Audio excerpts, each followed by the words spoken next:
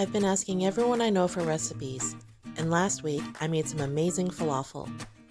Somalian Bajiyo to be exact, from my friend's mother, Amina. Now I have to be honest, the first time I saw this recipe, I thought that so few ingredients couldn't possibly come together. But you know what? They really did. You're not going to believe how easy it is to make this. Well, yeah, it takes a long time, but it's worth it. Let me show you what I mean. You're going to start off with a 1-pound bag of lentils, the ones that look green or grayish brown. Pour them in a big bowl and cover them with water. You want to soak them at least 5 hours, but I did it overnight just to be safe.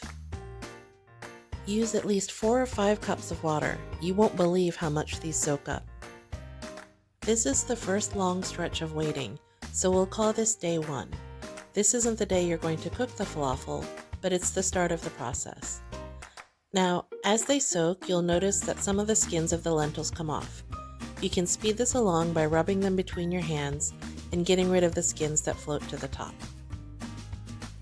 On day 2, after they've finished soaking, you want to do this at least 3 or 4 times. Once you've gotten them about as clean as you can, you want to go ahead and blend them with some raw garlic. I'll put some notes in the description box so you can see how I did it. I used my trusty Ninja and only put enough water in the blender cup so that you end up with this sort of coarse, sandy, wet consistency. As you can see, I've spooned the blended mixture into a colander lined with paper towels, and it's sort of dripping down into another bowl.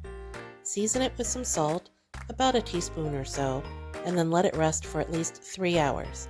Don't skip this step. Get some vegetable oil going over medium heat and then drop in the batter by the spoonful. They'll make these little football-shaped patties. I fried them for 3.5 minutes on each side. Amina serves her falafel with a homemade hot sauce. You simply blend up a little bit of cilantro, some onion, I used green onion, a clove of raw garlic, and some Thai chili peppers. I used 4. Add the juice of 1 lime and a little water if you want to thin it out, a touch of salt and a touch of sugar. That's it. It makes a really delicious bright sauce, kind of like chimichurri without the oil. In all, this recipe will make about 2 dozen falafel. Aren't they beautiful? When you break them open, you can see just how light and fluffy they are on the inside.